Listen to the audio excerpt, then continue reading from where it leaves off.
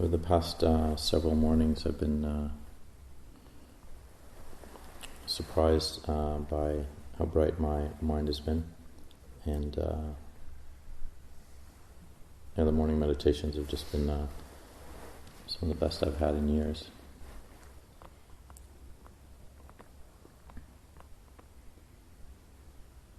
And for some reason, the mind is able to drop the contents quite easily. So that's sort of these mental formations where we make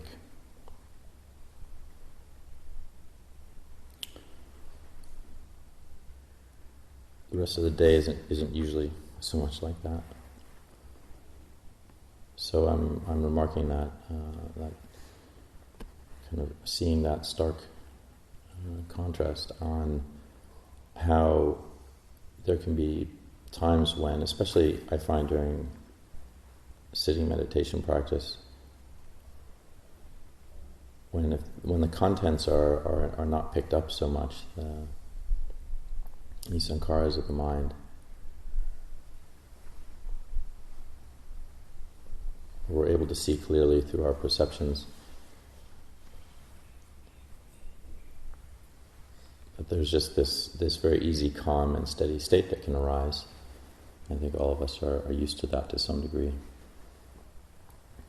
So that at the end of a meditation, there seems to be so much less picking up.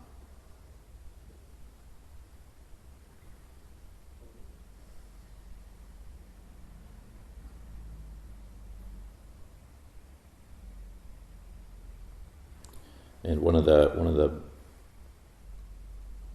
conundrums we face often is then we get up and we drop that very quickly. And we pick up our mind's contents, start making sankharas after sankharas, and it's easy to forget.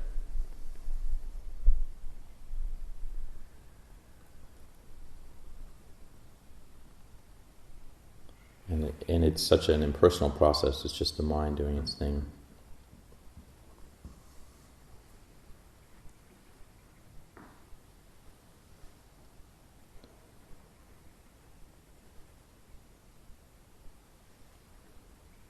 So if we can try to continue to carry that all the time, which is what we're trying to do here, just letting go of the contents, we continue to create the trouble we make for ourselves.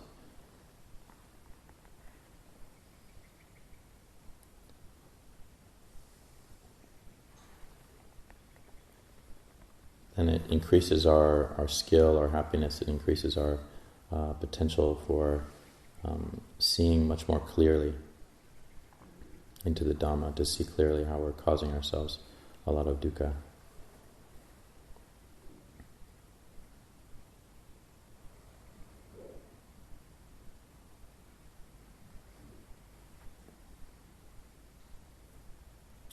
I was speaking to Ajahn Cunda a few days ago about filtered juice. How can we filter the juice a little bit easier for the kitchen? So it said they have to use cheesecloth. And I said, can we just use some just regular metal mesh filters, strainers? So he agreed, yeah, that's fine. And just sort of thinking about that with my own mind, how the ease with which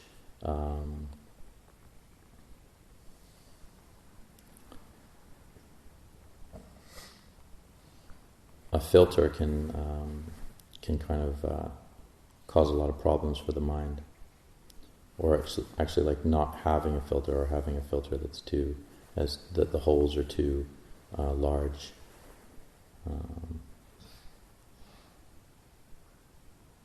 And so, just sort of as a metaphor, that sense of like each one of us probably has a sense of this for ourselves. Like what is it that how are we picking up the contents, and also how does it really come out for us throughout the day? How does the mind flow out?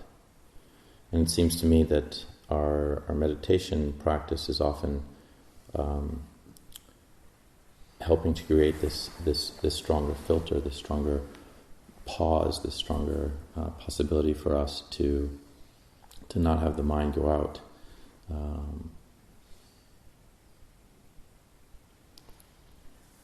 To kind of use that calm and deal with the contents of our mind, but have ourselves be very careful with what it is we're absorbing, and what it is that we're letting come out of our container.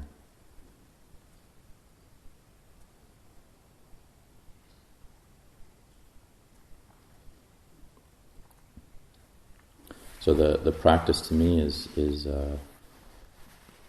not just developing this calm and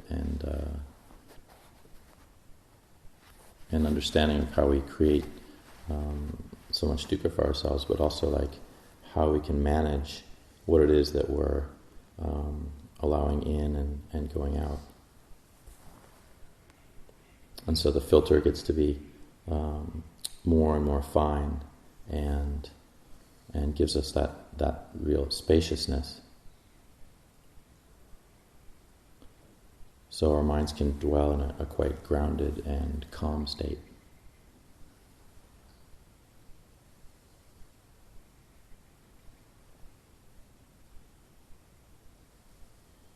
And what goes in and comes out is much more protected. There's a thicker layer there, so that it's not so raw or just kind of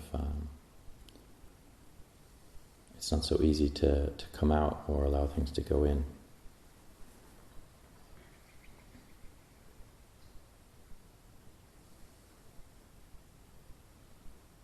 And so for example, when I do that, when I'm just much more aware of, for example, not saying something I want to say, not rushing in,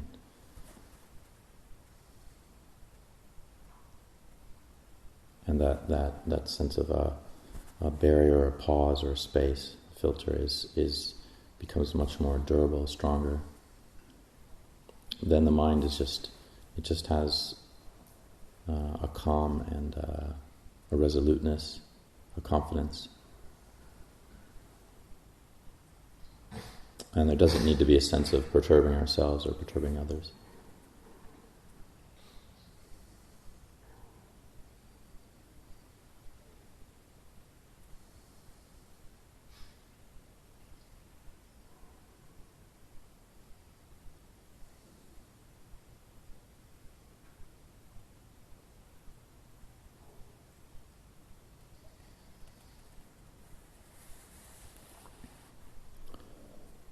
So as you get up from listening to this reflection,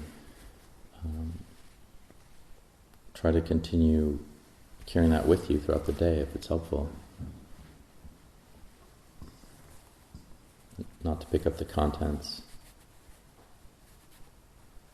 and to provide yourself with a very healthy barrier for yourself, to allow the mind to pause and rest and be in a state that isn't so agitated.